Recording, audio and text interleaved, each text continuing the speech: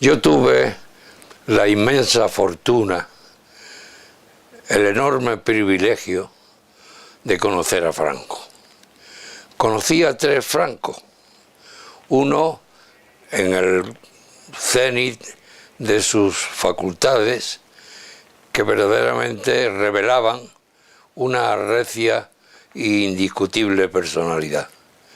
Después, otro Franco ya cargado de más años y por lo tanto de una enorme experiencia. Y por último, un Franco que estaba ya en el atardecer de su vida. Tengo que decir que Franco era la contrafigura del dictador. No fue nunca un dictador.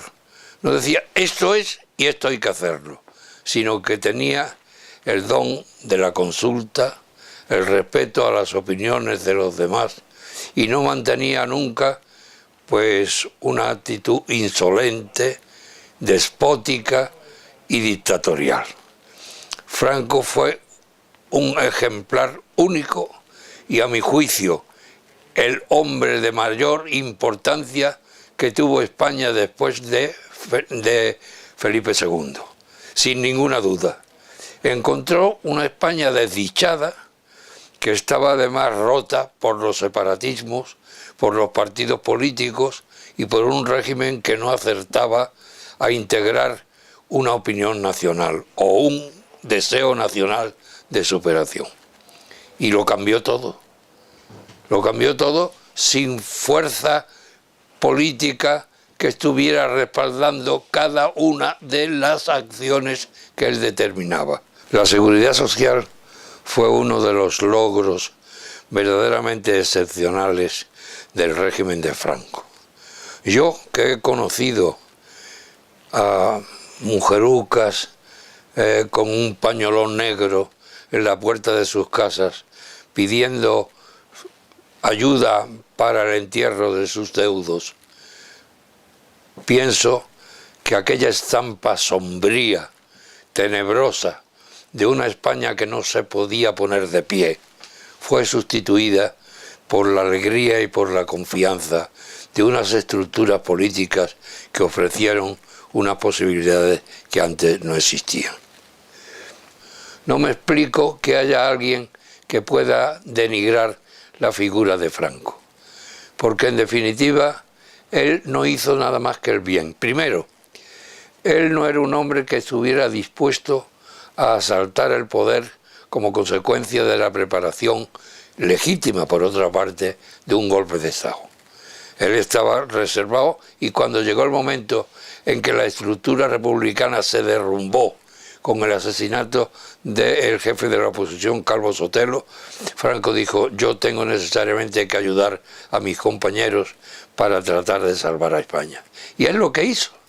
En definitiva, le pidieron a él, yo soy testigo de eso, de que acaudillara o que fuera el artífice de un nuevo tiempo. Y Franco lo admitió. Franco se hizo cargo de los poderes del Estado y dijo: mi mano no temblará y haré toda la justicia que esté dentro de mis posibilidades y un régimen que tenga la autoridad suficiente para imponerse a un pueblo descreído y que estaba ya fuera de las constantes que podían producirse en aquel tiempo. Franco era realmente un católico ferviente. Yo sé que en momentos muy difíciles de su vida, que los hubo, aunque los demás no tuviéramos conciencia de ello, él se retiraba a su capilla y oraba profundamente. Franco era la moderación, Franco era la prudencia, Franco era la tranquilidad frente al caos, el orden y la disciplina frente al desorden. Franco era realmente un militar. Si alguien tiene que definir a Franco, lo tiene que definir primero como militar. Es que fue militar en sus entrañas. ¿Por qué? Porque él llega a la vida militar después del fracaso del 98. España estaba hundida, las flotas desarboladas, las estructuras bélicas mínimas ridiculizadas por su ineficacia. Franco siente el dolor de una España partida que no puede realmente levantarse. Y él se hace militar porque era la única manera de desarrollar su sueño. Y era, pues en fin, un hombre chiquitito. Pero amigo, yo he sido testigo de que tenía un carisma extraordinario. Franco imponía. Franco no dictaba, sino que yo recuerdo la primera vez que fui a su despacho. Y iba yo vestido de uniforme, gobernador de Ciudad Real. Y me dice, bueno, va usted a una provincia española que es la tercera de España en extensión. Le dije, sí, me encuentro en una situación un poco difícil, porque no sé si tendré facultades suficientes para hacer frente a la misión que se me confía. Usted lo hará muy bien, me dijo. Bueno, mi general, si tengo suerte, y yo realmente lo que quiero decirle es que soy falangista, que verdaderamente por ser falangista estoy sirviendo al movimiento nacional y que espero que Dios me ayude en esta tarea. Me dijo, seguro que le ayudará. Esa fue la primera entrevista que tuve. Después tuve varias con él, con comisiones y tal. Siempre al final de ellas se retiraba y me llamaba y me decía, ¿cómo va lo de Carmona, por ejemplo? Pues Carmona, él le había impresionado el pasar por Carmona y ver que había gente esperando el trabajo.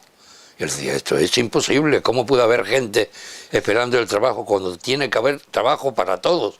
Yo le expliqué, pues en fin, estábamos entonces en una empresa de nuevos regadíos que iba a redimir una parte muy importante de Andalucía, y él se mostró conforme y alentador de aquello que verdaderamente representaba una nueva situación para gente que verdaderamente había perdido la esperanza.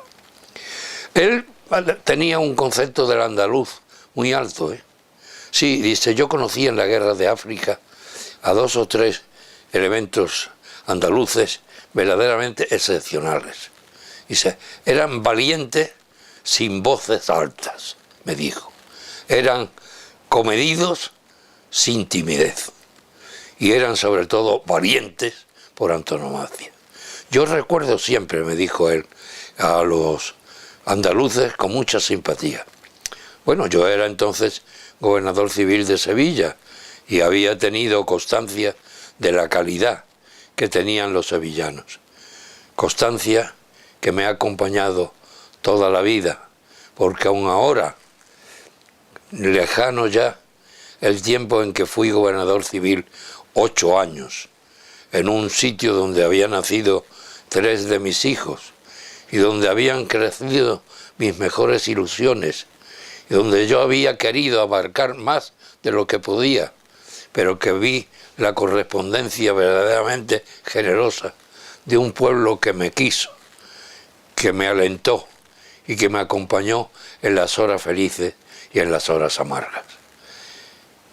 Recuerdo que en una ocasión de una riada que hubo en Sevilla, la gente estaba muy inquieta, muy desesperada, porque claro, todas las cosechas se fueron a pique y tal. Y entonces yo me fui a Badolatosa, que por cierto es ahora un bastión comunista. España fue un país donde las iglesias estuvieron desbastadas, rotas, aniquiladas, incendiadas.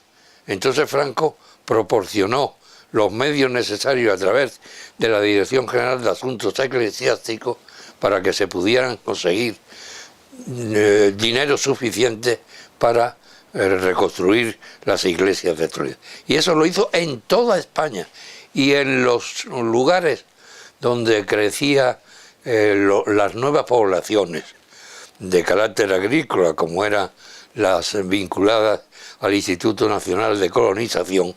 Lo primero que se hacía era una capilla, y en esa capilla Franco oró cada vez que visitaba los pueblos.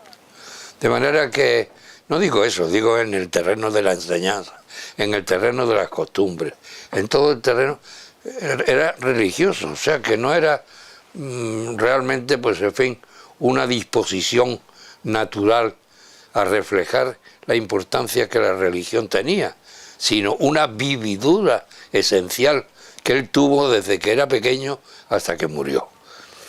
Él, cuando muere y hace su testamento, no cabe la menor duda que la invocación esencial de todo su mensaje es una espléndida lección de teología y al mismo tiempo de cristianismo. Realmente un hombre que, si se caracteriza por algo, es por su genio militar. Fue un hombre que tenía, a los 33 años, era el general más joven de Europa. Después de todo lo acontecido en España, le hacen el monumento que conocen ustedes allí. Pues nada, le han quitado el monumento y han puesto allí a Indalecio Prieto y han puesto allí a Largo Caballero. Es decir, que no ha habido una compensación conciliatoria, sino ha habido una ansia de revancha, que es la que estamos padeciendo ahora.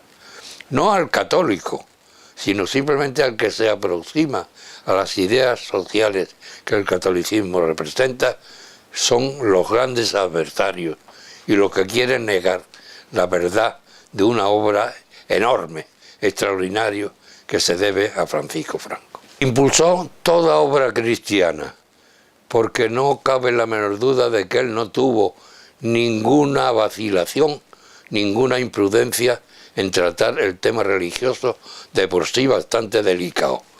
De manera que él proyectó y sobre todo ayudó a los esfuerzos de los españoles para recuperar su fe perdida. Cuando yo me despedí de él, pues fue un momento muy difícil, porque tenía entendido, me lo había dicho Fernando Herrero Tejedor, que Franco me tenía un cariño especial y que le iba a dar un disgusto. Dije yo, mira, yo no sé si le diré un disgusto o no. Lo que sí te digo es que voy a despedirme de él. Me fui a despedir de uniforme y nada, entré en el despacho y le dije, mi general, ha terminado una etapa que ya consideró su excelencia que estaba ya prácticamente terminada. Y dice, no, eso no. Y dije, sí. Yo era en el gobierno un punto negro, porque en definitiva quería abrir nuevos horizontes o nuevos derroteros a un movimiento que tenía ya, pues en fin, carga en las alas, le dije yo, plomo en las alas, para rejuvenecerlo, darle una carga juvenil y abrirlo a nuevos horizontes. Como estaba solo, pues en definitiva yo quise mantenerlo. Y me dijo, usted lo ha hecho muy bien.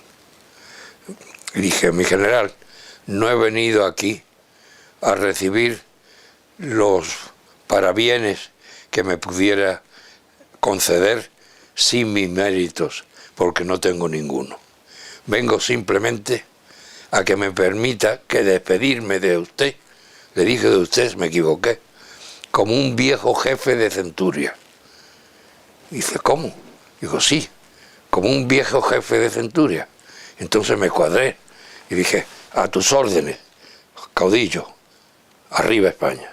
Y así el hombre se me abrazó llorando, porque yo quise que al final pues tuviera siempre una imagen mía reproduciendo lo que yo había sido.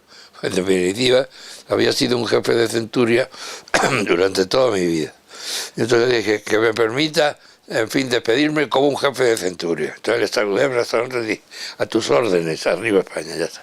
Dije, yo seré leal hasta la muerte, y lo he sido. Me ha costado mucho, y me cuesta. Es decir, en definitiva, no es una tarea fácil, porque claro, no les voy a decir las persecuciones que he tenido y las que tengo todavía. Hubo momentos en que me encontré totalmente aislado, pero la fuerza de voluntad, el afecto y el aliento de mi familia, la fe de mis camaradas, todo eso hizo que que mi fe se robusteciera. Y la verdad es que la fe es una voluntad que atraviesa el corazón y que nos hace perder todo lo que de problemático y dudoso hay en toda clase de existencia. Yo lo he creído así y he tenido una fe absoluta, primero en Dios y segundo en España, en la que creo por encima de todas sus desdichas y por encima de una historia atormentada y vil, de la cual Franco nos sacó con una gallardía imperecedera. Él quería una España porque le dolía la que existía. Los que aman a España porque les gusta, decía él, la aman con una voluntad de contacto. Yo la quiero con una voluntad de perfección. Pues con una voluntad de perfección quiero yo a España, no el recuerdo del río, del rumor del agua o de la corriente de algo que esté por encima de todo, no. Yo creo en la eterna e inconmovible metafísica de España. Para mí fue el mejor hombre que ha tenido España. Lo digo además absolutamente convencido. Era la sencillez, era la humildad, era la fortaleza, era la audacia, cuando la audacia se imponía en momentos muy difíciles que él vivió. En definitiva, yo creo que fue la personalidad más sugestiva que ha tenido España, por encima de cualquier mínimo error y por encima de la crítica infame e increíble que hoy día se produce por muchos sectores españoles.